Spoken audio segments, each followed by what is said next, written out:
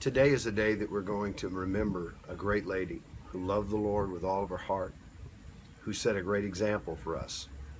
TJ was a dear friend, and Amber and I want to send our greetings on this day that we remember how God used her through years of revival. I remember through the years of revival how TJ and Dr. Martin were some of the last ones who would ever leave. They loved the glory of the Lord. I remember that, and different times that they were able to visit us here at Grace Church in Nashville, Tennessee.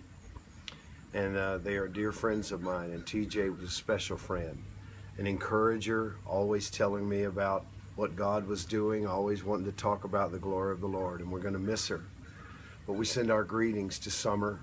We send our greetings to Dr. Martin and to all of you, and to let you know that we're praying for you today. We know this is a difficult day, but if we can lift our eyes and know where TJ is today, the person who loved the glory the way she does, now she's in the presence of the Lord, enjoying the glory of the Lord eternally. Not too many days from now we're going to join her, because the Lord's soon to return.